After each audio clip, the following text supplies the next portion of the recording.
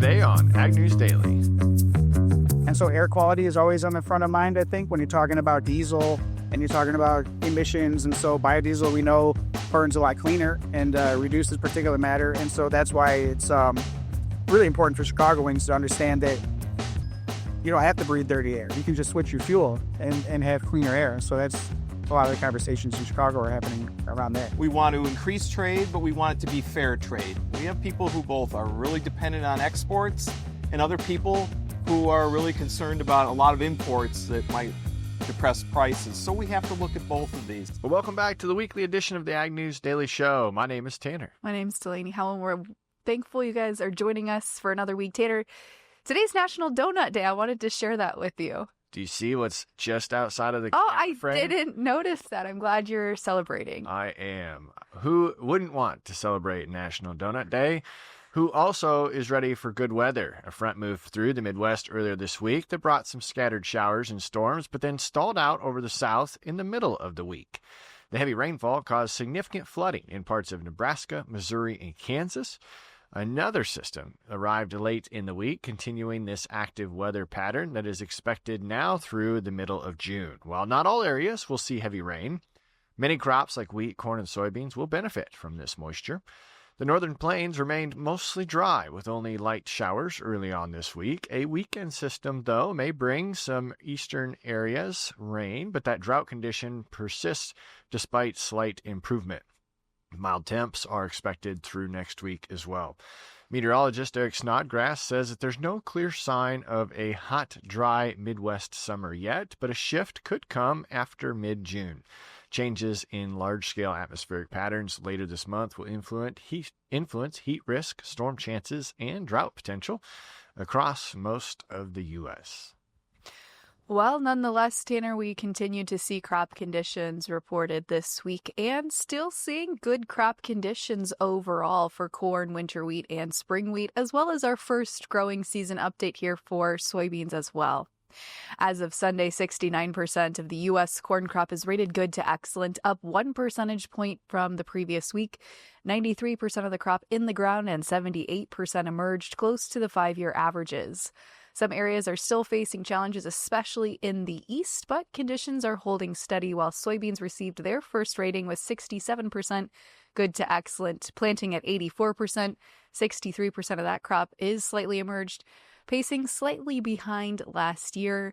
And winter wheat stands at 52% good to excellent, up 2% from last week. As we look at spring wheat ratings, those have improved slightly, about 5% now to 50% good to excellent, with 95% planted and 73% emerged. Warm and dry weather has certainly aided in planting emergence, and we're going to continue to hopefully see some late season moisture here, Tanner, to add into the growing season. That's right. And we may soon see a breakthrough on the U.S.-India trade talks. U.S. Commerce Secretary Howard Lutnick says these two countries are close to finalizing a deal that expand the market access for American agriculture. Speaking Monday at the U.S.-India Strategic Partnership Forum, Lutnick remained optimistic. He said in a statement, "You should expect a deal between the United States and India in the not-too-distant future." He included that agriculture is likely to be a part of the agreement, but stressed it needs to be fair for both sides. Market analyst Jim McCormick with agmarket.net says those negotiations won't be easy, noting that greater U.S. access could create political pressure in India. McCormick also said the more products that we sell to the Indian market, the more competition for Indian farmers. So their leaders are going to get pushback, just like ours do. Lutnick didn't offer any details on what the deal might include, but a U.S. trade delegation is heading to New Delhi soon. So maybe some good news, or at least some news, coming shortly. We're going to talk more about trade agreements coming up here soon, but we've got to talk tariffs first. Steel and aluminum prices surged this week after President Trump announced plans to double tariffs on imports of both metals from 25 to 50% late last week after we recorded the show. The new tariffs took effect on June 4th this week. The news sent shares of foreign steelmakers sharply lower as investors braced for a potential drop in U.S. demand. The U.S. imports more than 26 million tons of steel annually and accounts for roughly 20% of Europe's steel exports, making it a key global buyer. Analysts warn the tariff hike could disrupt industries that rely on imported steel and aluminum, and some experts believe the move may be a negotiating tactic designed to strengthen President Trump's administration hand in trade talks with the European Union and other partners. Tanner, before we get into some other trade headlines, though, earlier this week, Ag News Daily reporter and producer Michelle Stangler attended a media tour organized by the Clean Fuels Alliance America. Soybean growers are increasingly investing in the biodiesel market, but the industry faces uncertainty as it awaits updates from the EPA on the Renewable Fuel Standard. First, we'll dive into the topic with an industry consultant. Let's jump to that interview now. Well, we're in a bit of an untraditional area here in Chicago, learning all about the biodiesel industry with Pete Probst. Pete, tell me a little bit about your role and connection to the biodiesel industry. Sure. So my name is Pete Probst. I work with Indigenous Energy, is my consulting company. We basically work with a range of different stakeholders, but mainly we work with soybean associations, state-level soybean associations. We also help run the Chicago Park District Biodiesel Program. We've been doing that since 2012. Wow. So that's what brought me here today. We were just riding a ship that was powered by biodiesel. Tell me about what we were riding. Yeah, so that ship is running on a B17 blend. It may sound like an unusual blend, but that's because there's a state-level tax incentive in Illinois. So there's no state sales tax for blends of 16 and above currently. Next year, in April 1st, that's going to increase to a B19. So it'll basically be at a B20. And so that's why currently they're at B17 is because it's cheaper. And tell me about B17. What is it? B17 is 17% biodiesel. And so, biodiesel is something you can blend with any proportion really with petroleum diesel. Typically, most fleets will top out at a 20% blend, but you can't go beyond it. There's really no reason why you can't. It's just a matter of, familiarity and comfort level with the fleet operators or the equipment operators. Now, you talk with a lot of people, I assume, about the biodiesel industry. Tell me about first some of those opportunities for the industry here in the year ahead. Sure. Yeah. So I guess just in general, as a consumer base, there's still we see a lot of work that can still be done just educating fleet owners or truck drivers or anybody, just because biodiesel's had a long track record. And in the early days of biodiesel, there has been some fuel quality issues. But in terms of education, we always like to tell them, the fuel quality specifications that are required for current day biodiesel have been continuously evolving. And so the biodiesel that you're going to find today out in the retail marketplace is different from what it was 10 or 15 years ago. So that's kind of the first step. There's a lot of demand that can grow just by educating people, we feel, but especially in Illinois because it's cheaper. Most people don't really even care about any of that. They just look at the pump and they see a cheap price. So yeah. So I guess in terms of the price, some of the work that's being done at different state levels is to come up with different incentives. So there's no state sales tax in Illinois. There's other benefits in Iowa, state level incentives. Missouri has some. Michigan's working on a bill right now. Indiana is working on a bill. So a lot of these little state level incentives really do go a long way towards bringing the cost level down and making it more available for the wider consumer base. Now, you work in a few different states. Is it unique in Illinois where it's a bit cheaper, biodiesel? Biodiesel in Illinois has definitely got the strongest incentive. So it's basically 6.25% reduction. Other states are looking at maybe a 5 cent per gallon or 10 cent per gallon, depending on the blend level. And so Illinois has been really a leader in this space. And that incentive started in 2003. It's really driven the industry in Illinois, which is at a good spot because we make the most soybeans in Illinois out of any other state. And so it kind of makes sense that, we've also got the biodiesel production here and they have the consumption as well. Now, talk to me about some of the challenges that the industry faces, maybe quite a bit of uncertainty. Yeah, so there's a lot of uncertainty. There's different tax credits that are basically part of RFS where, there's the biodiesel blenders tax credit is also gone. And so there's a transition now towards a different type of incentive, basically framework from the federal government. And so that's still kind of up in the air in some cases in terms of what are the, instead of having for the biodiesel tax credit, for instance, it used to be $1 per gallon. But now that's changing based on the feedstock and based on the carbon, carbon reductions available with those feedstocks. And so that's where there's a lot of science that comes into play. There's a lot of models that are out there, and depending on which model you look at, it could be a different type of carbon footprint. And so that's where I think a lot of the uncertainty is, especially for these biodiesel producers that are sort of used to having the dollar per gallon tax credit, or distributors, and now it's changing. And so that's really where a lot of the uncertainty is. So talk to me about some of those conversations you're having today, these past few weeks with those people who are making biodiesel. Yeah, so my role, I actually don't talk to that many people, so I'm not the expert on that. I mean, I have to follow it, obviously, but I'm not really sure on a week-to-week basis what's happening, to be honest with you. So what does your role look like then these past few weeks? Yeah, basically just more or less, talking to fleets, working any kind of avenue to get the word out more. So we do a lot of like literature, we do like one-pagers, and just any kind of thing that we can put out there to make people understand the benefits of biodiesel so they can make the decisions for themselves if it's something that they want to do. Is there one area you're really focusing in because there is a huge concern and you keep getting the question asked re-over and re-over? Well, I think a lot of times, we're in Chicago today. And so, Chicago is an area that has the second highest asthma rates in the country. And so air quality is always on the front of mind, I think, when you're talking about diesel and you're talking about emissions. And so biodiesel, we know, burns a lot cleaner and reduces particulate matter. And so that's why it's really important for Chicagoans to understand that you don't have to breathe dirty air. You can just switch your fuel and have cleaner air. So that's a lot of the conversations in Chicago are happening around that. And here, when you're talking about the Chicago Parks District, talk to me about some of those conversations that you had that really were solving them a problem.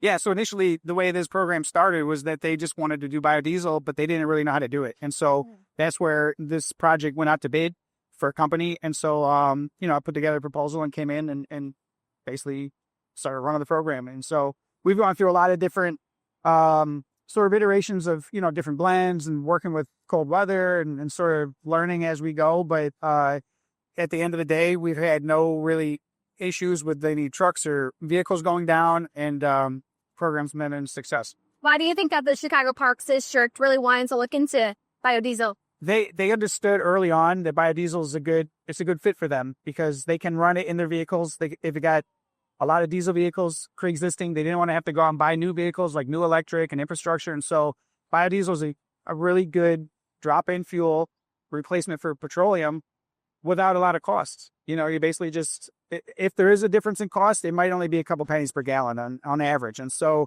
really the threshold's pretty low in terms of economic, investment. You can just start doing it. It's just as easy as calling your fuel supplier and saying, I want biodiesel blends.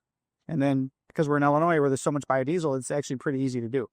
Great. Well, thank you so much, Pete. You're sharing a little more about the industry and direct hands-on to some of those consumers that are using biodiesel. Continue to follow along to see some of the behind the scenes of biodiesel production on the next interview.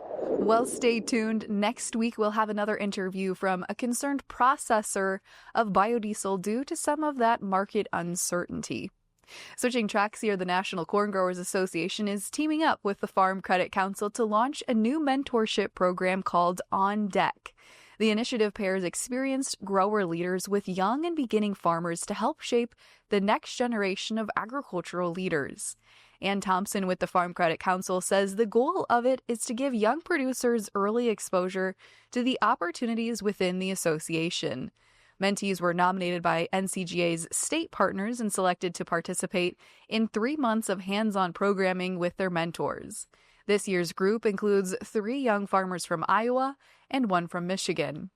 NCGA leaders say On Deck is designed to help young producers overcome the challenges of starting out in a tough, demanding industry while building a stronger future for corn growers nationwide. So a cool, unique program there starting out, Tanner. Another unique program, the USDA is leading a trade mission to Peru. The USDA is launching this major trade mission next week.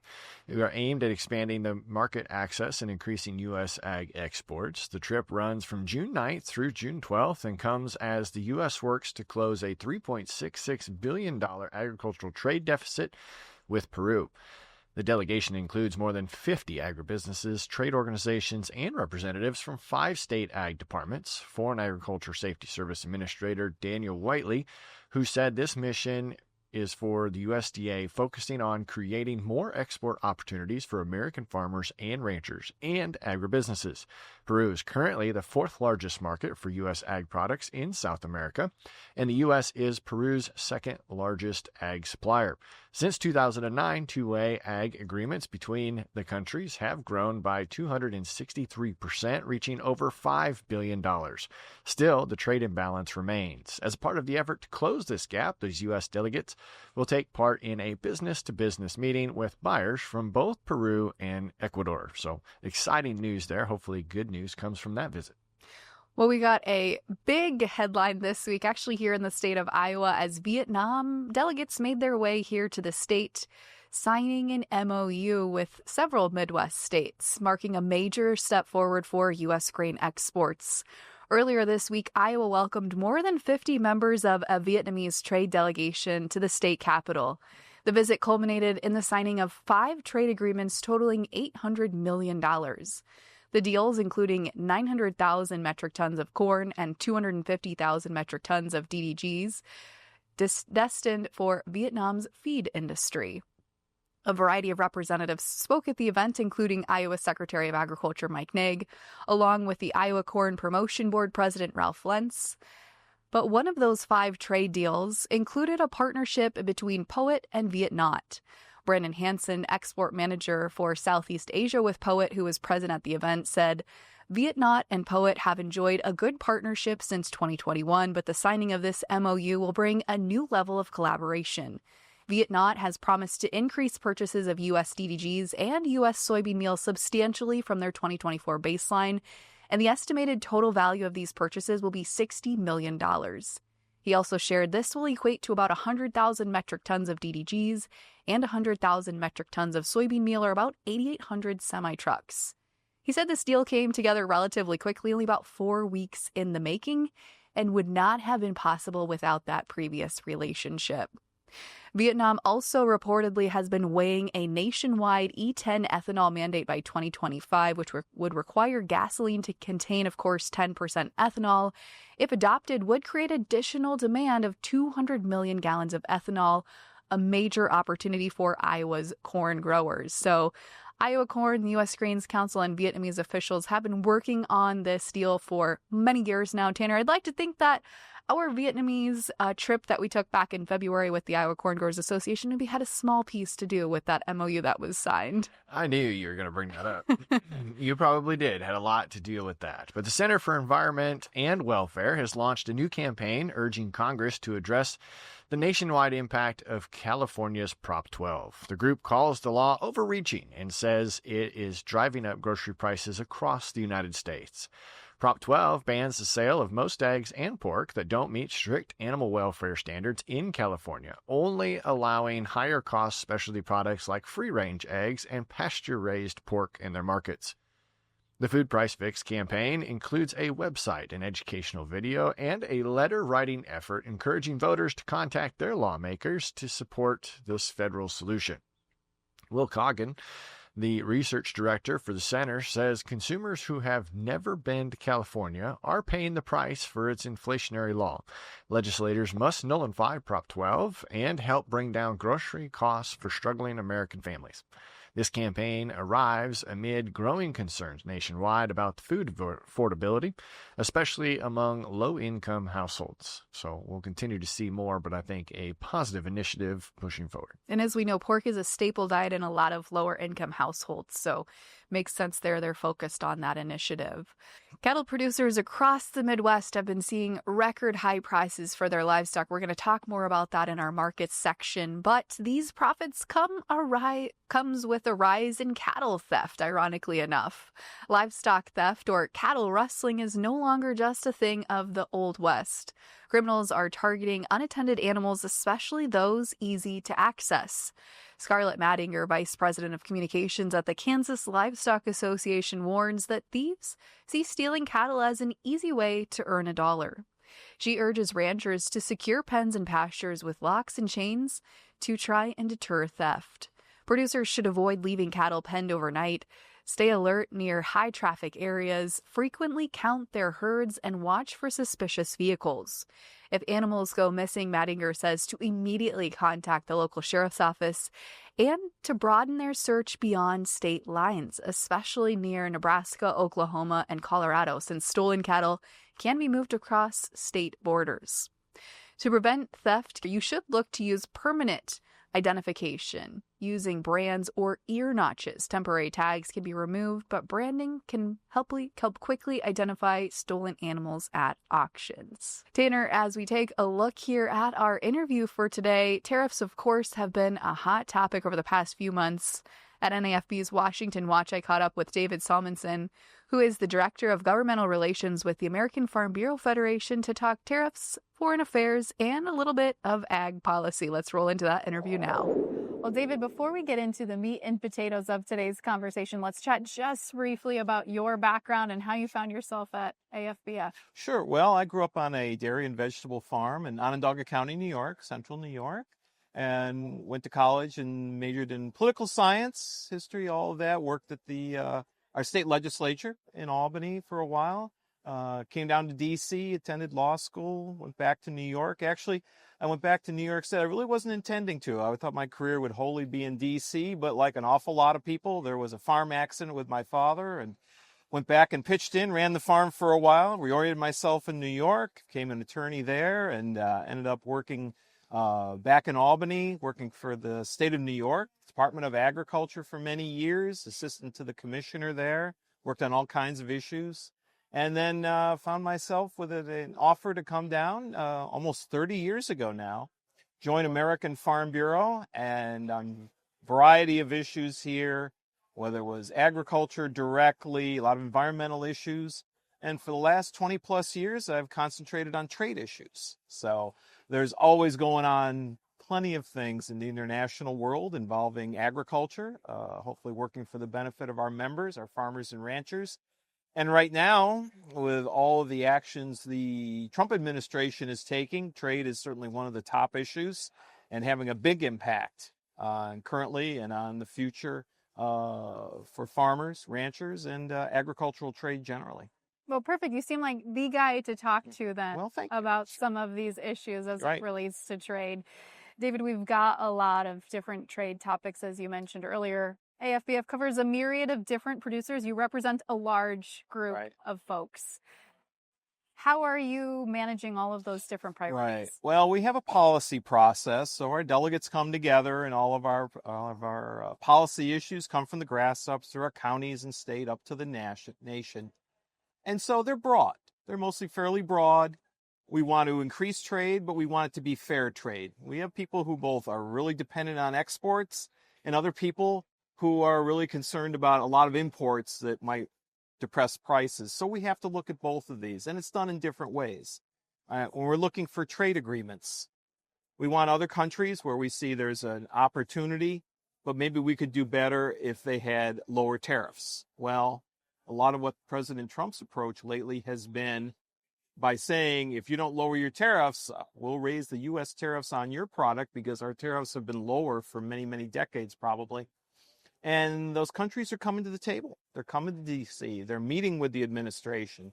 We've seen good-sized delegations and high-level people from Japan or Vietnam or South Korea, India, all other countries around the world.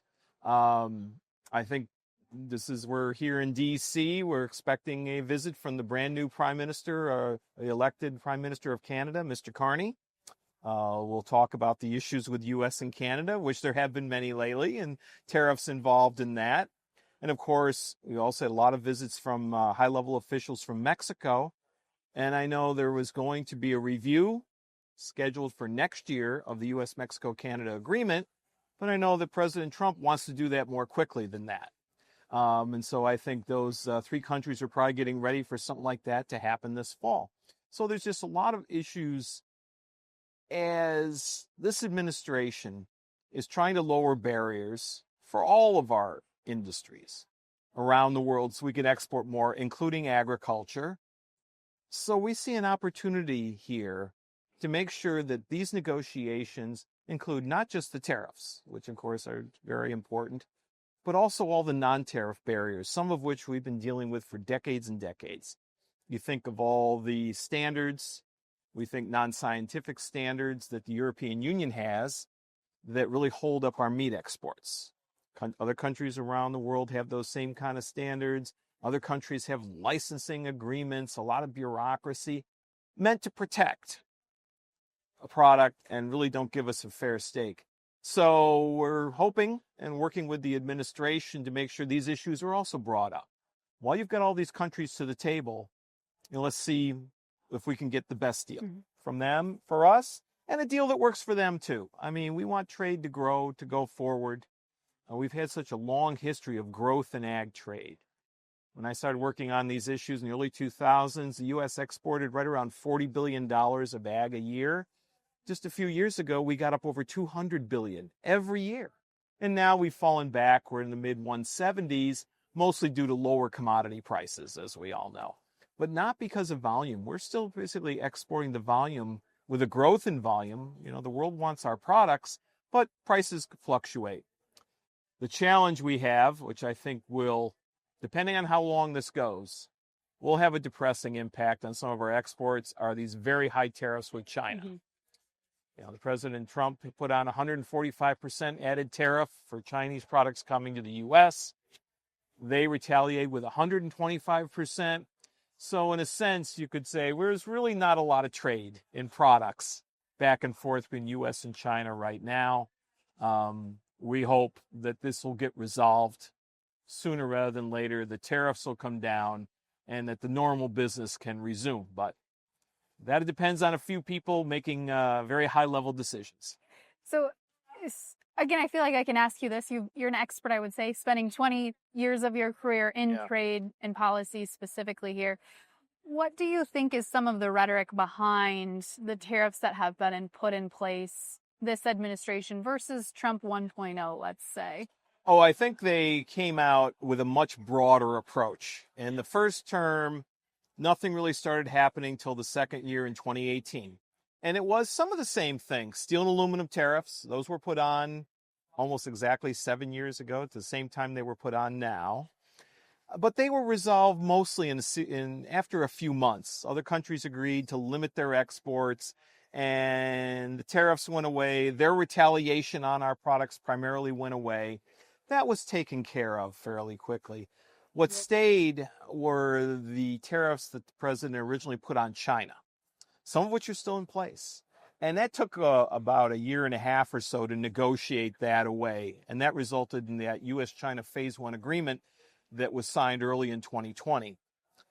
So that took a while to resolve itself. This time, it's a much broader concept. The president's trying to deal with the whole world, has put a 10% import tariff on goods from almost all the countries around the world, higher tariffs on a select group of countries, those that we have the biggest trade deficit with. And those are the countries that have really stepped up to the plate initially to have these negotiations. I mean, Vietnam, there's like a 45 or 6% tariff. Japan, South Korea in the mid-20s. Well, we do so much business with them, they don't want to have those kind of tariffs that will price them out of the U.S. marketplace, so they're willing to come and make deals. And that is what's going on now. I mean, the administration has taken on an awful lot of work. The people at our trade representative's office, which is not a big agency, supported or led in some places by people at the Department of Commerce.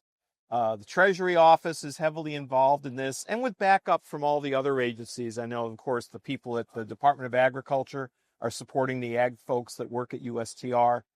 So it is just a bigger approach altogether. And I think behind it, the plan was from the president, first, he wanted countries to react. So that they had to come and deal because they were afraid of these tariffs and pricing themselves out of the U.S., the biggest consumer market in the world. So he wanted to react. And I think the thought also is, in a sense, he wants them to compete with each other. Who can make a deal? Who can make the best deal? So one of the many interesting things to watch as this goes on is who goes first? What country makes the deal first? Do you have a speculation? I'm not really sure who wants to do that. I would think a country where things may be fairly simple, But whoever announces the first deal, an awful lot of countries will say, oh, that's the deal. And maybe they'll go with it. Some countries far more complicated. You think of the European Union countries, India. They're talking about basically a framework of how we talk. But it's a big, complicated country. A lot of opportunity there in the future, but it's been very difficult to deal with in the past. So that's going to take longer. But we're starting, the president has started and is getting reaction on a process that really can, first you have the disruption, and then you have the result and how new relationships will happen. So this is all going on right now. A lot of opportunity here. From AFBF's position, what do you think are the potential areas of concern, maybe some watch out areas, and also areas for opportunity within these trade negotiations? Right. Well, I think the first one of concern, of course, for everybody in ag and with us is China. Because again, what's been done so far is pretty much giving China trade almost to a halt, or it will over time. It's been such a huge market for us, was our largest export market for so long. It's fell back a little bit the last few years, but still last year I think we sold over 24 billion. Still our largest export market for soybeans. It was our largest export market for cotton for so long. Now Brazil, I think, is selling a little more to them. So we've got a real competitor in South America, specifically Brazil. Some Argentinian product goes there. So we have to watch out for that too. We'd hate to, in the context of everything that's going on, lose that market. I think we know it's not going to be what it was. I can reflect back on just a few years ago, people from experts here in town talking about the future of trade and predicting that, agricultural trade with China by now, 2025 and on, we could be upwards of $50 billion a year. Well, we're going to be in the mid or low 20s. The way the world has turned, it just hasn't worked out that way. But China still is the world's biggest buyer of food and ag products. Even they import more food and ag than we do. And everybody wants a piece of that market. Well, we may have to find other avenues. That's why we're strongly supportive of the export promotion programs USDA runs. We want to see these negotiations rely on lowering barriers with other countries that are growing. Again, we look at India, we look at other countries. Some longstanding barriers we've had in Europe, we could sell more there. So I think we're going to have to play on a lot of different fronts with a lot of different countries. We've always been willing to, but in the past we had the growth of China to just take so much product, and they became so important. Well, at least for now, that world has changed. So we'll be working around the world along with our partners and everybody else who works in this area to try to do more for U.S. ag exports. David, I know you're the trade guy, not the policy guy, but I'm going to ask a little bit of a policy-related question here. So looking at the reconciliation, where that's at right now in Congress, what's the path forward? Well, yes. They have that process, which they're working away. And as the approach so far has been, one bill, dealing with the budget, dealing with taxes. Who knows? There's discussion. Maybe there could be some elements from the Farm Bill, some parts that there's talk, maybe including that. I don't know where that stands. But Congress doesn't pass a lot of bills, and they're looking with these tight majorities, and at least they don't anymore. You've usually got a 3 or 4 vote majority in the House, 3 vote majority in the Senate, trying to do what they can to get this process through. Do the budget for the government, deal with the requests from the president for cuts in government, trying to maintain programs with fewer people, trying to get rid of some programs they think aren't important anymore, and trying to set the stage also to include taxes, dealing with tax issues. So there's a lot going on right now.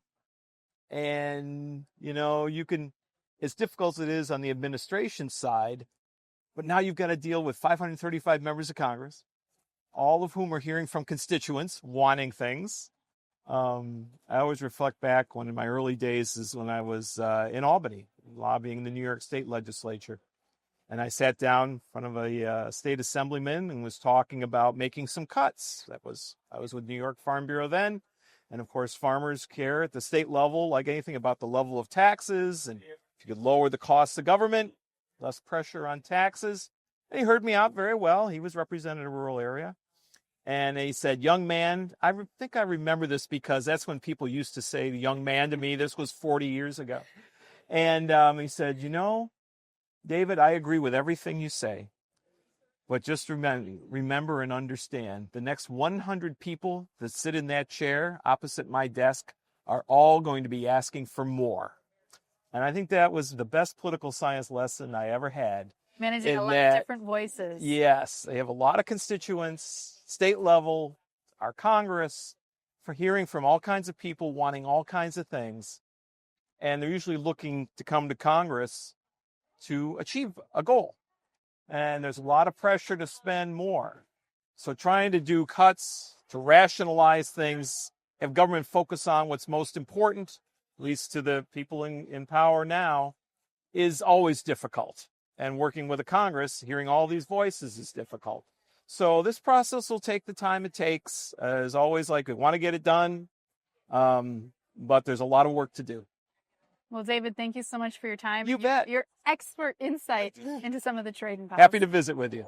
Appreciate you doing that interview, Delaney. Taking a look now for a quick update from Josh Linville in the latest fertilizer media update. He says India announced 1.5 million tons of urea tender for shipment by July 31st, which offers due next Thursday. The market responded slightly bullish, but now waits on bids. China remains that wild card, expected to export just 2 million tons this year, well below their normal 5 to 5.5 million. Rising domestic prices could lead China to halt their exports. Europe is moving, though, to block Russian fertilizer, aiming to limit war funding, but this could raise costs for European farmers due to less efficient trade routes.